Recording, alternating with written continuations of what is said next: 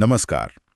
आज 9 जुलाई है और आज देश में एक बड़े भारत बंद का ऐलान किया गया है। हाँ, और खबरें आ रही हैं कि इसमें बहुत बड़ी संख्या में लोग शामिल हो रहे हैं। बिल्कुल, खबर सिद्धिया की रिपोर्ट तो कह रही है कि 25 करोड़ से ज्यादा लोग। ये आंकड़ा तो बहुत ही बड़ा है। 25 करोड़। हाँ, ये संख्या अपने आप में सोचने पर मजबूर करती है। मतलब इतने सारे लोगों का एक साथ आना, ये कोई छोटी बात नहीं है। सही कहा। तो आज हम इसी को समझने की कोशिश करते हैं। आखिर ये सब क्यों हो रहा है, कौन लोग हैं इसके पीछे, और इसका असर वो कहाँ-कहाँ दिखना शुरू हो गया है। हाँ बिल्कुल, हम इसी पर बात करेंगे कि ये एकजुटता क्यों है और रिपोर्ट के हिसाब से इसका जमीनी असर क्या है। तो सबसे पहले ये बंद बुलाया किसने है? रिपोर्ट बता रही है कि इसमें करीब 10 केंद्रीय ट्रेड यूनियन हैं, मतलब देश की बड़ी मजदूर यूनियन है। हाँ, और उनके साथ किसान संगठन भी है और दूसरे मजदूर यूनियन भी। सही। तो ये एक मिला-जुला मोर्चा लग रहा है और इनकी मांगे। कुछ खास बातें सामने आ रही हैं। जी, मुख्य तौर पर 3 मांगे दिख रही हैं।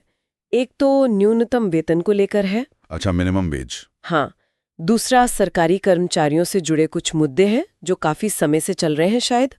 और तीसरा एक बहुत बड़ा मुद्दा है, निजीकरण का विरोध। निजीकरण, ये तो काफी अहम मुद्दा है जिस पर आजकल बहुत बहस होती है। बिल्कुल।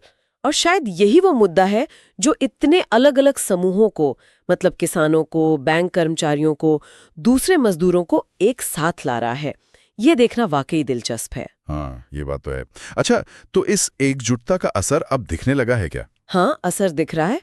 जैसे बैंकिंग सेवाओं पर असर पड़ा है, कई जगह काम प्रभावित होने की खबर है। तो मतलब पैसे निकालने, जमा करने या शायद चेक वगैरह क्लियर होने में दिक्कत आ सकती है लोगों को आज। हाँ, मुमकिन है। थोड़ी देरी हो सकती है इन कामों में।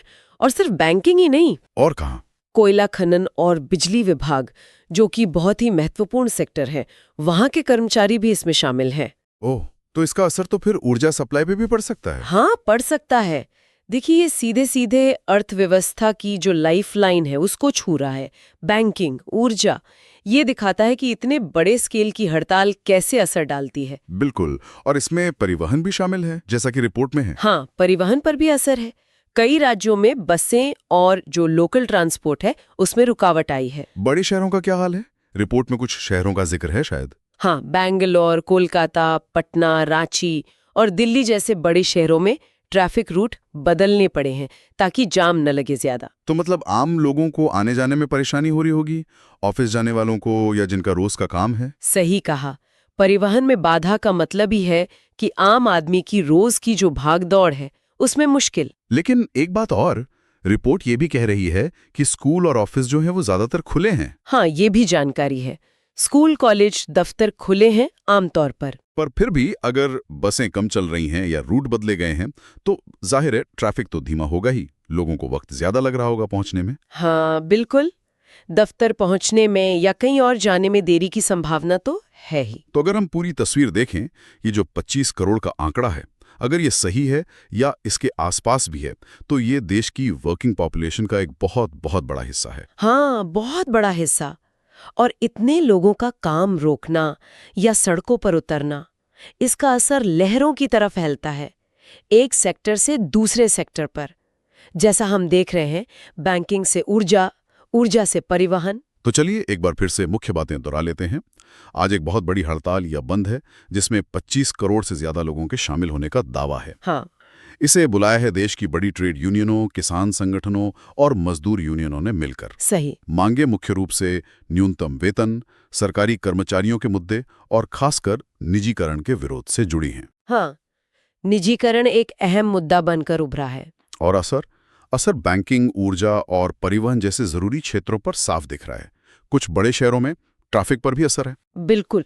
रिपोर्ट ये भी कहती है कि पूरा असर शाम तक शायद ज्यादा साफ होगा, लेकिन इसमें कोई शक नहीं कि इतने लोगों का एक साथ इस तरह से आवाज उठाना, ये अपने आप में एक बहुत बड़ी घटना है। हाँ, ये घटना तो बड़ी है ही, और ये हमें सोचने पर मजबूर करती है। मतलब रिपोर्ट के निष्कर्ष से थोड़ा आगे जाकर अगर सोचें, तो सवाल ये उठता है कि किसी एक मुद्दे पर या कुछ मुद्दों पर इतने बड़े पैमाने पर 25 करोड़ लोगों को एक साथ लाना, ये कैसे मुमकिन होता है? ये सोचने वाली बात है। ये सिर्फ एक दिन की हड़ताल का सवाल नहीं है। ये शायद हमारे देश के अंदर जो कम्युनिकेशन नेटवर्क है, लोगों की जो साझा चिंताएं हैं और उन्हें ऑर्गेनाइज करने की जो क्षमता है, उसके बारे में भी कुछ कहता है। सही। क्या ये दिखाता है कि कुछ मुद्दे हैं जो वाकई अलग-अलग तबकों को, अलग-अलग हिस्सों में रहने वाले लोगों को बहुत गहराई से जोड़ते हैं, या फिर ये किसी खास संगठन की ताकत है? ये अपने आप में एक बड़ा सवाल है जिस पे शायद हमें और सोच